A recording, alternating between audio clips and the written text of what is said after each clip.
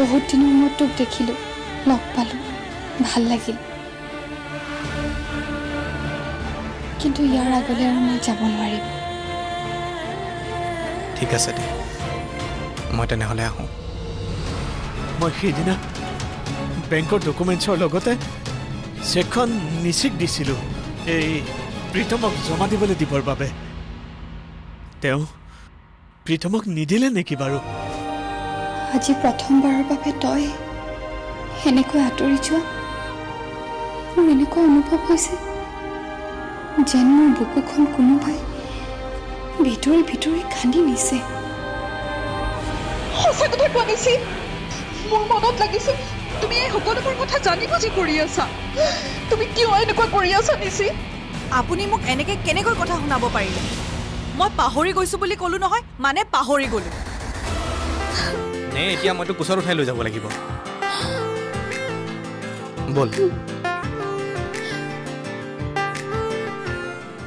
মই বৰ সযতনে ঘৰখন গঢ়িছিলোঁ, কিন্তু আজি সেই সকলোবোৰ হেৰুৱাই পেলালোঁ।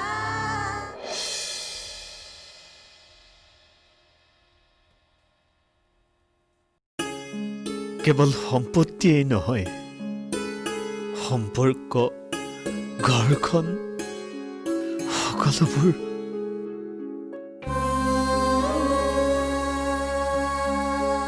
আপোনাৰ চকুত এইদৰে চকুৰ পানী ভাল নালাগে।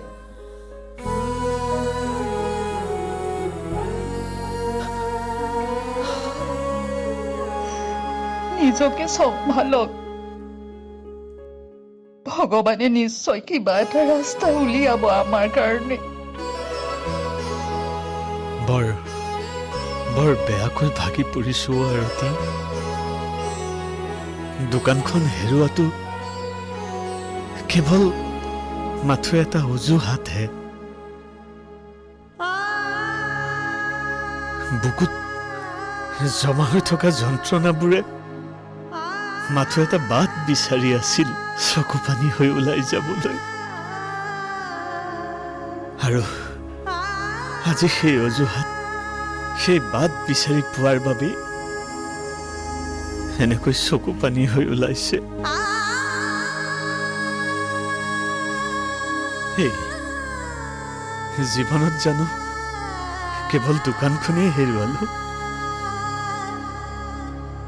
এই ঘৰখনো দেখোন হেৰুৱাই পেলালো।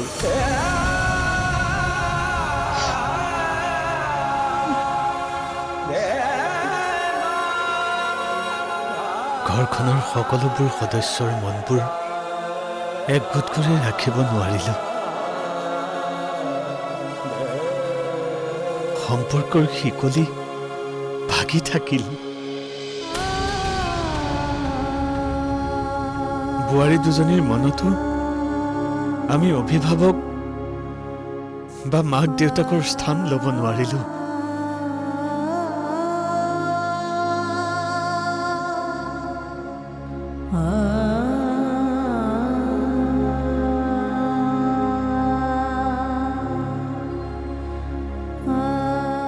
দেখা নাই সিহঁতে আমাৰ সন্মুখত কেনেকৈ কথা কয়? তোমাক কেনেকুৱা ব্যৱহাৰ কৰে? আৰুনো কি হেৰুৱাবলৈ বাকী থাকিল? আৰু কি হেৰুৱাবলৈ বাকী থাকিল আমাৰ?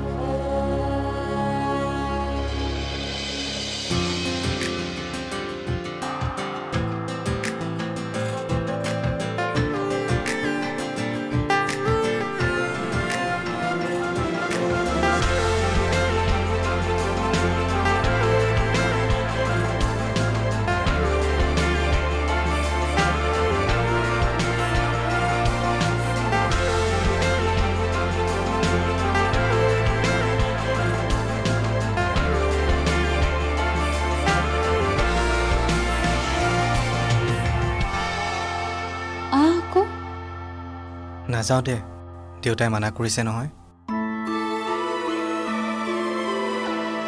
যা তেনেহ'লে। শুনচোন,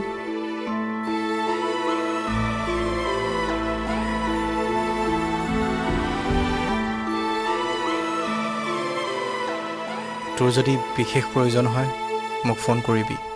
দেউতাই আহিবলৈ নিদিলেও মই আহি যাম। নালাগে দে, অকলশৰে থাকিবলৈ নিজকে চম্ভালিবলৈ এতিয়া শিকি লৈছোঁ।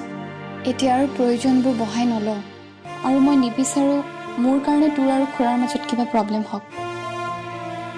ঠিক আছে দে, মই আহোঁ। হ'ব যা।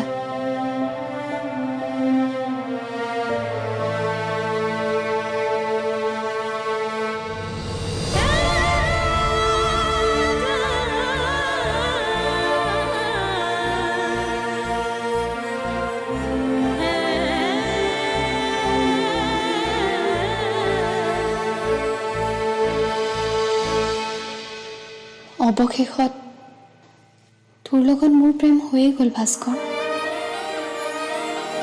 মই তোক বহুত গভীৰভাৱে ভাল পাই পেলাইছোঁ ভাস্কৰ। কিন্তু কি কৰিবি, মোৰে দুৰ্ভাগ্য, মই তোক পায়ো হেৰুৱাই দিলোঁ। এতিয়া মোৰ হাতত একোৱেই নাই।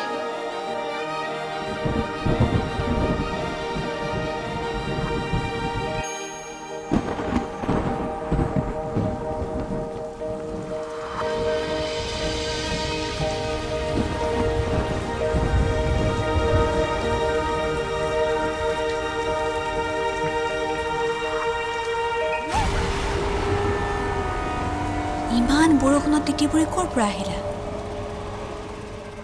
কালি কৈছিলা তুমি এনেই ওলাই গৈছিলোঁ বুলি, আজি দেখোন তোমাক ভাস্কৰৰ বাই কথা দেখিলোঁ।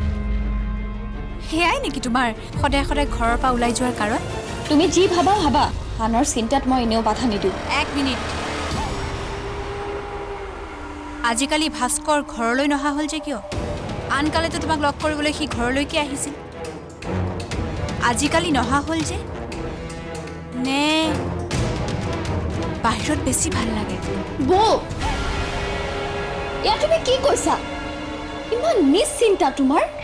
আৰে মইতো একো বেয়াকৈ কোৱা নাই, বাহিৰত বেছি ভাল লাগে নেকিহে সুধিছোঁ।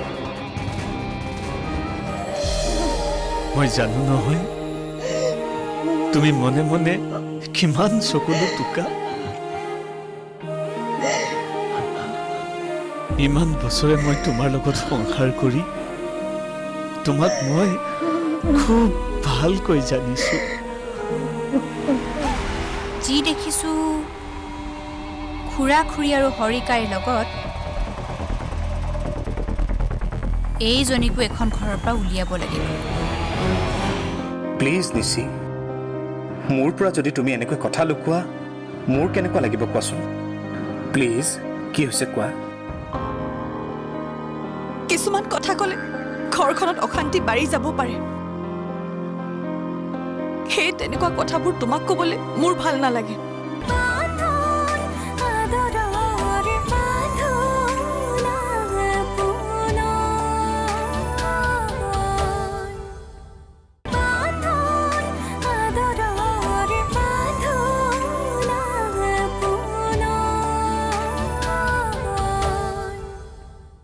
বাহিৰত বেছি ভাল লাগে নেকিহে সুধিছোঁ। তুমিহে বেয়াকৈ ভাবিলা। তাৰমানে তোমাৰ মনতহে বেয়া ভাৱ, বেয়া চিন্তা আছে, মোৰ নহয়। তুমি মোক বুজাই নকলেও মই বুজি পাইছোঁ তুমি মোক কি অৰ্থত কথাটো কৈছা। আৰু প্লিজ বৌ, মোক মোৰ মতে জীয়াই থাকিবলৈ দিয়া। মোৰ প্ৰতিটো কথাত দখল দিয়াৰ অধিকাৰ তোমাৰ নাই। মই জানো তোমাৰ ব্যক্তিগত জীৱনত দখল দিছোঁ, গতিকে মোৰ পিছতো ইমানকৈ লাগি নাথাকিবা।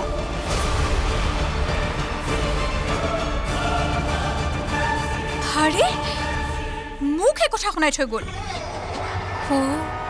সঁচা কথা ক'লে গাত লাগে, কিন্তু আমি কলংকৰ বোজা নলওঁ। যি দেখিছোঁ খুৰা খুৰী আৰু হৰিকাইৰ লগত এইজনীকো এখন ঘৰৰ পৰা উলিয়াব লাগিব।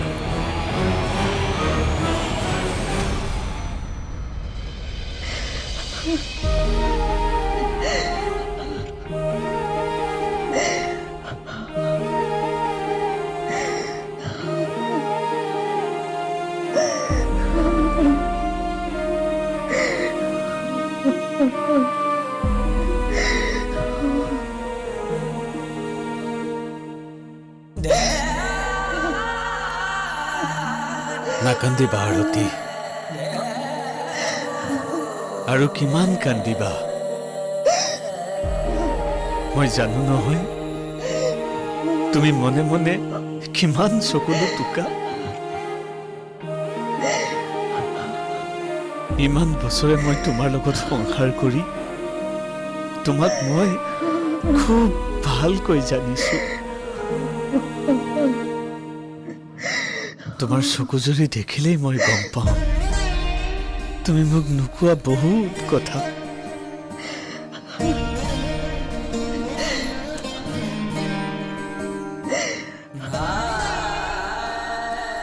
এই হ'ব দিয়া, ইমান দুখ কৰিব নালাগে। তুমি মোৰ লগত আছা, মই তোমাৰ লগত আছো, আৰু হৰি আছে নহয়, আৰু এই প্ৰিয়া আৰু তাইৰ আহিবলগীয়া সন্তানটিও আমাৰ ভৱিষ্যত নহয় জানো?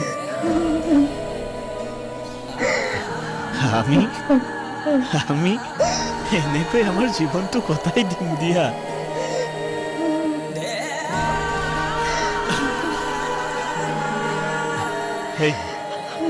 সেই আৰতি, মই থকালৈকে তুমি একো চিন্তা নকৰিবা, একো চিন্তা নকৰিবা। তুমি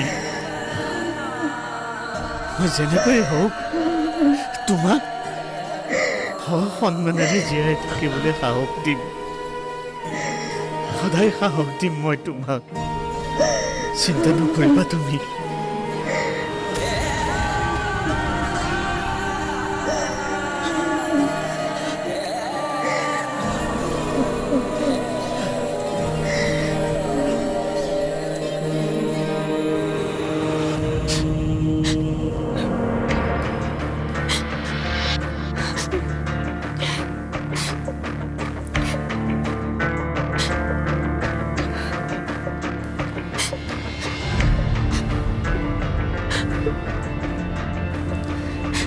নিশি,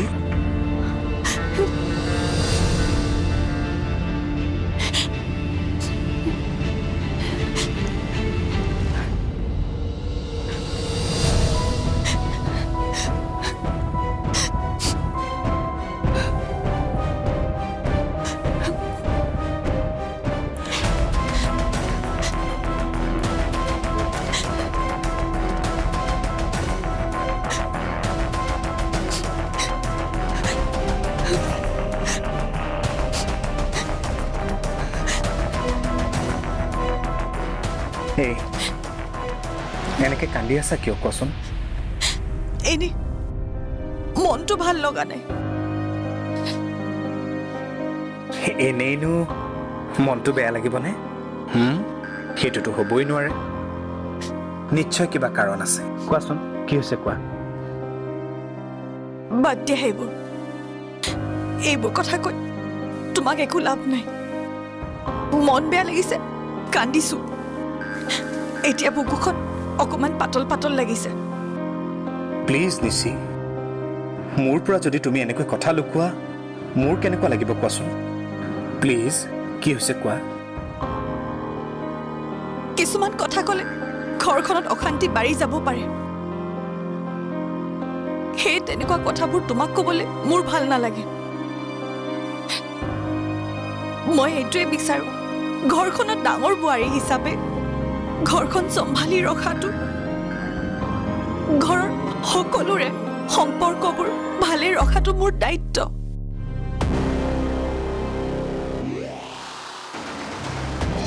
সময়ত সেইবোৰ সকলো হৈ যাব। এতিয়া আপোনাক অকণমান ৰেষ্টৰ প্ৰয়োজন। খুৰা, খুৰী, প্ৰিয়া মোক কথা এটা সুধিবলৈ মন গৈছে। সোধচোন। সময় আৰু পৰিস্থিতিত মানুহৰ ভুল হয়েই।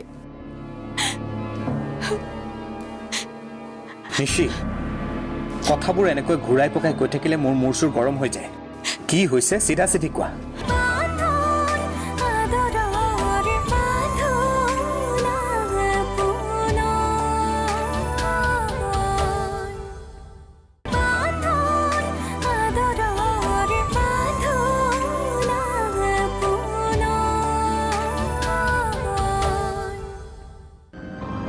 ঘৰৰ সকলোৰে সম্পৰ্কবোৰ ভালে ৰখাটো মোৰ দায়িত্ব।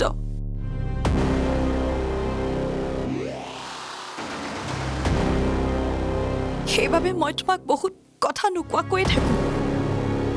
তাৰমানে ঘৰত কিবা হৈছে? ঘৰৰ কোনোবাই তোমাক কিবা কৈছে?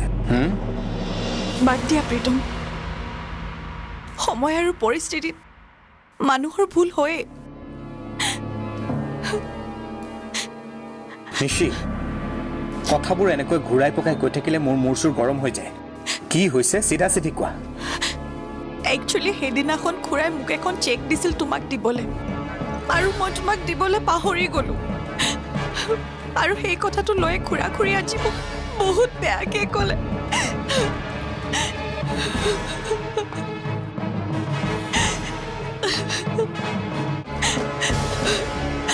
মই সঁচাকৈ পাহৰি গৈছিলোঁ, আৰু সেইটো কথাৰ কাৰণেই আজি খুৰা-খুৰীয়ে মোক বহুত বেয়াকৈ ক'লে। খুৰা-খুৰীয়ে মোক বহুত বেয়া পায় জানা।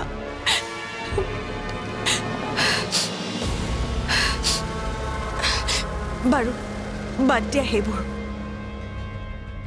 ময়ো কথাবোৰ ধৰি থকা নাই। তুমি কিন্তু খুৰা-খুৰীক একো নক'বা দেই। মই নিবিচাৰো মোৰ কাৰণে এই ঘৰখনত অশান্তি হওক।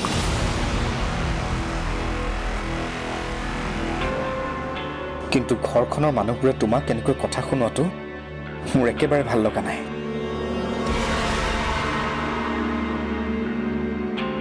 নিশি মই তোমাৰ চকুত এনেকৈ চকু পানী চাই থাকিব নিবিচাৰোঁ। এনেও তুমি বহুত কষ্ট পাই থৈছা, আৰু তোমাৰ কষ্ট মই সহ্য কৰিব নোৱাৰোঁ। বাদ দিয়া প্ৰীতম, হৈ যায় কেতিয়াবা এনেকুৱা। তুমি টেনশ্যন ল'বা বুলি মই তোমাক কথাবোৰ ক'ব বিচৰা নাছিলোঁ।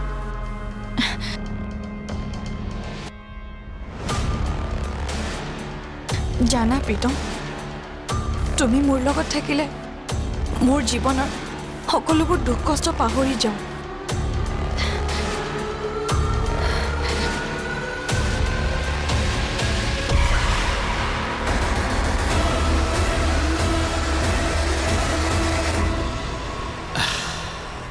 এতিয়া দুয়োটা ল'ৰাই ঘৰ চম্ভালিব পৰা হ'ল যেতিয়া আপুনিনো টকা পইচাৰ বাবে ইমানকৈ কেলেই চিন্তা কৰিছে?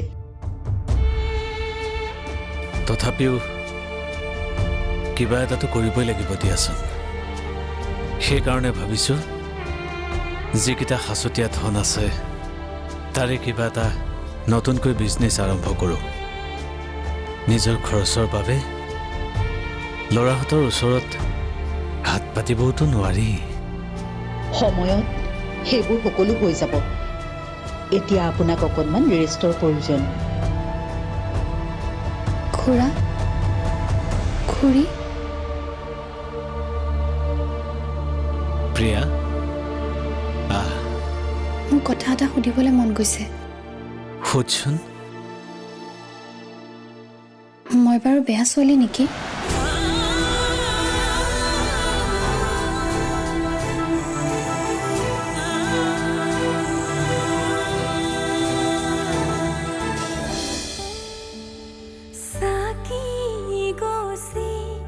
জৰে ধিমি ধিমি বিচাৰি মৰম দুহাত মচি মচি সেমেকাও চপনি তিয়াগো যে সাক্ষী जो